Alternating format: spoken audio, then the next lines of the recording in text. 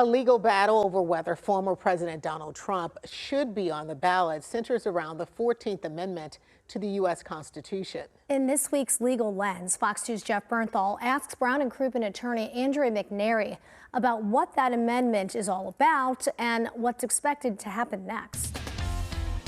A lot of attention right now on the 14th Amendment. Andrea, what was the reason behind it?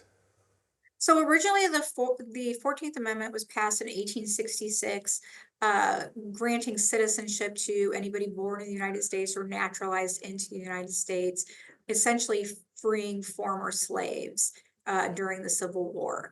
What we're seeing now is, in the context of former President Trump, the focus on the part of the amendment that bans anybody who engages in insurrection from holding military, civil, or elected office. And what have been some of the arguments that the lawyers for the former president have been making?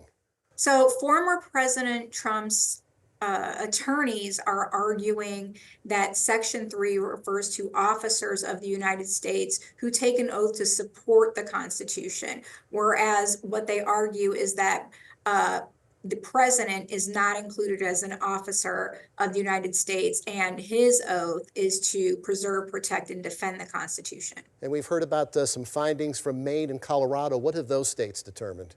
The Colorado Supreme Court basically stated that Trump is disqualified from holding the office under Section 3 of the 14th Amendment. Likewise, Maine's top election official also held that his January 6th, 2021 actions did constitute insurrection, and therefore removed him from the ballot for the upcoming presidential election. And so the big question is, what's next? So dozens of lawsuits have been filed around the country to remove President Trump from the upcoming presidential election ballot.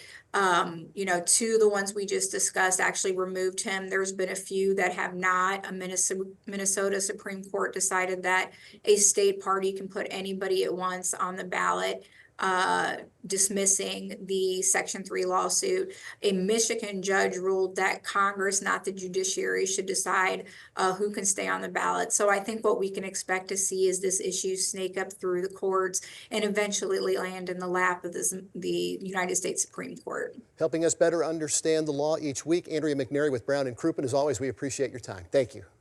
You're welcome. Jeff Bernthal, Fox 2 News. And remember, you can catch the Legal Lens on Fox 2 every Wednesday at 6 p.m.